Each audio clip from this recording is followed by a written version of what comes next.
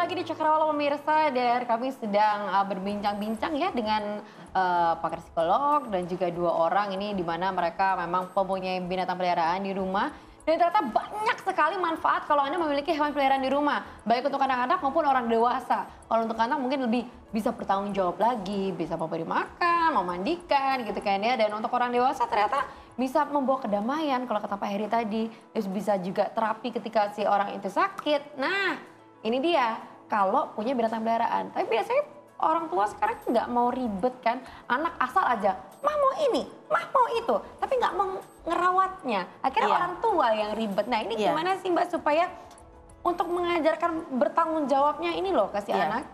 Jadi memang benar sekali, sebetulnya ada dua sisi ya. Per kasus itu ada karena orang tua yang tidak mau ribet, karena tidak mau meluangkan waktu untuk kesabaran mendidik anak dari yang nggak bisa, kemudian berproses dari ketidakdisiplinan sampai akhirnya terbentuk habit yang dia mampu untuk disiplin bagaimana cara merawat binatang peliharaan yang ada di rumah. Nah kemudian juga biasanya orang tua itu informasi untuk bagaimana sih cara mengedukasi anak-anak, kemudian juga selain itu bagaimana sih cara merawat binatang yang ada di rumah agar tetap bersih, agar tetap sehat ya. Karena sebetulnya kalau dulu ada stereotip ya bahwa pelihara binatang itu nanti ada virusnya, kemudian ada kutu, bau, bulu segala macam. Nanti kamu kena toksoplasma. Iya betul sekali. Jadi sebetulnya kalau misalkan kita tahu bahwa setiap benda yang ada di rumah itu juga perlu perawatan. Bahkan karpet ataupun sofa yang ada di rumah pun kalau tidak dirawat akan menjadi epidemiologinya untuk penyakit, tumbuhnya penyakit. Jadi memang bagaimana juga mengajarkan ke anak-anak untuk menjaga kebersihan diri sendiri, binatang peliharaan, dan juga lingkungan sekitar. Jadi ada dua, satu poin tentang bagaimana pengetahuan tentang perawatan binatang tersebut yang berbeda tiap jenisnya gitu ya, atau tiap dari binatang apa dengan binatang apa juga beda gitu. Ini adalah semacam apa istilahnya ya, animal knowledge-nya gitu ya. Kemudian yang kedua adalah bagaimana membangun skill anak-anak tentang perawatan terhadap binatang. Jadi ada dua dulu gitu, yang satu tentang binatangnya, yang satu tentang karakter anaknya. Nah kalau dua ini sudah dikuasai oleh orang tua, menjalankan apapun sama halnya ketika kita drive sebuah mobil begitu. Bahwa kita kuasai jalannya, kita kuasai kendaraannya. Ini nggak akan ada konflik dan nggak akan ada teriakan, kamu minta sendiri sekarang tidak mau begitu kan. Jadi kita harus paham bahwa di dalam suatu masa anak-anak akan ada jeda, tidak mau untuk mandiin, tidak mau ngasih makan gitu. Tapi bagaimana caranya ya agar dia tetap ada ikatan bonding betul, konsisten. Dek kalau misalkan nggak dikasih makan nanti mati misalkan ya Kak. Tapi kalau bondingnya terlalu kuat, jadi sama seperti masa kecil saya ya, sedikit bercerita, suka sekali dengan yang namanya kucing karena memang dari mama suka ya kan. Sampai beli misalkan ada burger lewat di depan rumah, oke beli, bagi dua sama kucing. Oke ada es krim lewat, oke aku jilat, kucing jilat, aku jilat, oke aku peliharanya juga, oke kayak gitu akhirnya. Tapi kan akhirnya baru sekarang kepikiran, itu kan air liurnya, terus itu kan ada kumannya. Ini kayak gimana cara mengajarkan yang tepat? Ya, berarti harus ada success story ya bahwa jilat-jilatan dengan kucing hasilnya juga. Jadi sebetulnya kalau kucingnya juga sehat dan tidak ada, dia tidak akan menjadi sebuah mediator untuk tumbuhnya sebuah virus atau kuman atau penyakit ya. Sehingga kalau misalkan bonding ini adalah, itu tergantung usia dan bagaimana cara kita mengenalkan pada dunia luar. Sehingga memang ada suatu masa di mana anak-anak memiliki bonding yang kuat terhadap apapun. Tidak hanya binatang, bantal, dot, ya, kemudian pernak-pernik, tas, kemudian baju, kadang-kadang sudah jelek tetap dipakai. Tapi kalau misalkan punya binatang peliharaan dijadikan sama seperti apa ya, teman, kayak keluarga, otomatis mau nggak mau seluruh anggota keluarga juga harus menerima kan. Nah untuk Pak Heri gimana? Anggota keluarga di rumah semuanya memang suka sama binatang peliharaan burung atau? Ya kebetulan pertama pengenalan itu sesuatu yang tidak mudah. Tetapi awalnya pasti ada yang berkomentar. Bau kotor ya biasa ada kayak gitu ya. Tetapi ketika mereka mengenal suaranya gitu, kalau burung itu mengenal suaranya, suara itu kok enak ya gitu. Lalu mulai berproses. Kepada anak pun juga demikian. Tapi sempat takut nggak sih waktu lagi booming flu burung? Kita enggak takut karena flu burung itu konsep awalnya adalah sesungguhnya adalah kebersihan pada tubuh daripada burung itu sendiri. Kalau ketika kita membersihkan dengan baik, komitmennya itu besar di dalam mengelola burung peliharaan, itu sesuatu yang tidak perlu ditakuti bagi teman-teman semuanya. Oke, kalau tadi kita pemirsa kan sudah melihat bagaimana Mbak Ita, peliharaannya Mbak Ita anjing tadi ya. Pengen lihat dong peliharaannya Pak Heri, burung katanya di sangkar yang besar. Ada nggak foto-fotonya? Yuk kita lihat bersama-sama. Mudah-mudahan ada ya, itu burung yang ini burung apa Pak? Ini murai yang cukup mahal kalau ini. Jangan sampai kabur berarti ya? Jangan sampai kabur boleh, tapi dipelihara ditangkap oleh orang yang baik gitu ya. Tapi kalau akhirnya bukan orang yang baik, ada sesuatu yang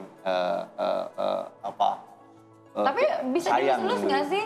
Kalau itu didengarkan suaranya. Oh, didengarkan aja. Jadi mereka kalau melihara ya baru dipegang sekali-sekali kan gitu. Kemudian disemprot. Dimandikannya dengan cara menyemprot ya.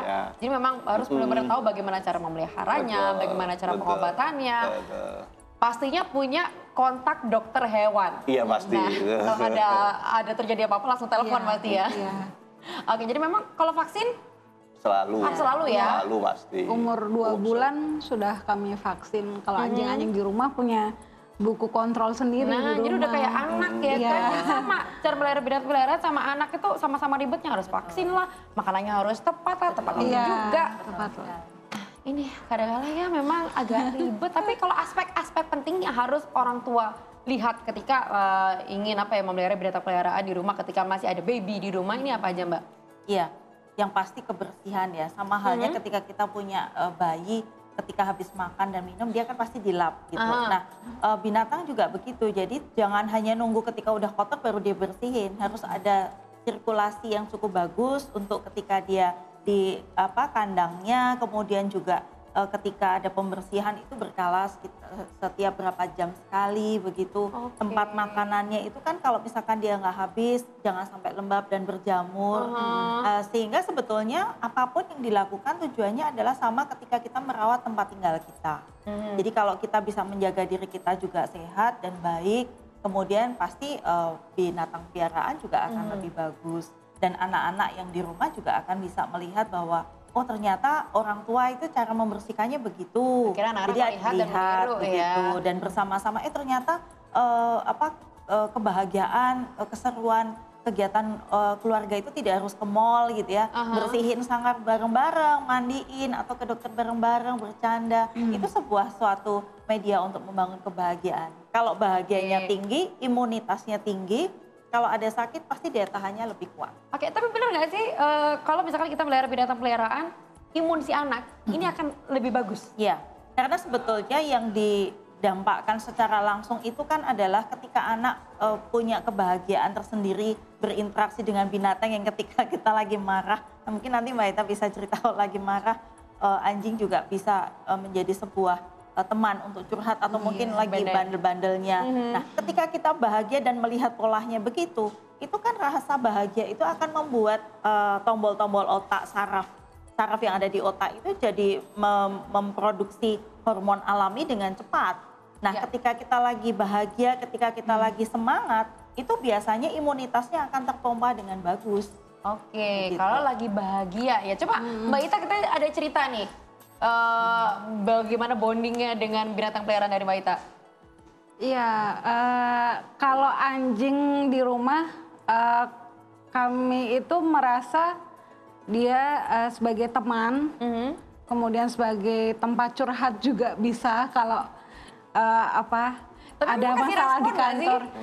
Iya, mereka itu cuma diem, tapi dia memang selalu ada buat kita gitu. Jadi dari tersorot matanya, karena bisa pernah mengalami sendiri, karena dulu binatang peliharaan saya jujur banyak kucing, anjing, hamster, merak, ikan, kelinci, ini pernah merasakan semuanya.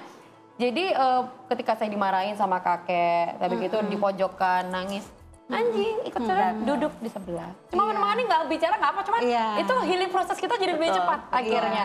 Tapi akhirnya ketika kita merasa kehilangan, ketika si binatang peliharaan itu mati, baru. Itu jadi bener-bener, aduh Iya. sampai yang nangis nggak karu-karuan. Apalagi Ini usia gimana? anjing kan pendek ya. Nah, bagaimana cara 7 menanggulanginya? tahun. Ya, jadi memang sebetulnya kita harus persiapkan anak-anak bahwa setiap binatang peliharaan itu ada masa hidupnya dan kemudian ada resiko-resiko yang akan muncul ketika dia mungkin sakit dan segala macam. Sehingga kesiapan untuk kehilangan itu juga akan lebih tinggi dan kemudian tidak akan membuat kesedihan yang berkepanjangan.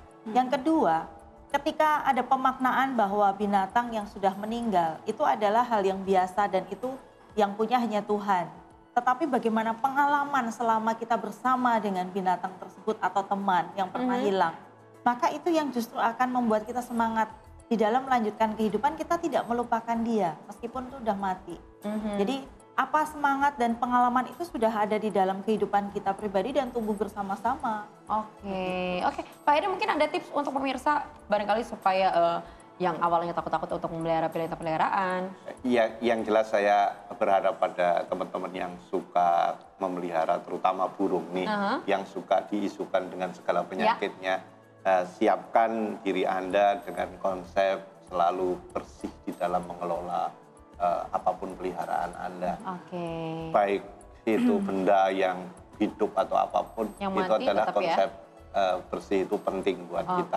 Karena Kalau semuanya kalau itu suka, itu akan membangun rasa damai, akan mengungkapkan kecerdasan spiritualitas kita yang luar biasa, sabar dan seterusnya. Kalau Mbak Ita gimana nih tips untuk pemirsa memelihara binatang yang sebanyak itu? Sabar. Nomor Sabar juga 1 ya? sabar. Terus yang kedua ya anggap itu sebagai apa ya, yang menyenangkan gitu. Jadi kan bahagia tuh kalau misalnya pulang kerja capek-capek disambut, minta gendong kayak gitu kan bahagia banget gitu rasanya. Terus iya, kalau lagi marah ada teman curhat, ada yang dimarahin balik gitu kan. Tapi anjing juga bisa marah loh. Iya. Oh gitu. Iya, kadang-kadang kalau dia mau apa gitu, misalnya mau snacknya dia gitu, udah kebanyakan nggak kita kasih lagi gitu, marah gitu, gitu. Oh gitu, bondo ya jadinya ya. Kalau nggak dibukain pintu, kruk kruk kruk gitu. Jadi Sama gini yuk. Iya. Kemarin apa nih tips untuk pemirsa di rumah? Iya, jadi sebetulnya kalau misalkan orang tua menguasai bagaimana cara memelihara dan karakter anak sendiri, kalau misalkan itu bisa digunakan untuk membangun kualitas hidup ya, well-being keluarga akan jadi lebih bagus.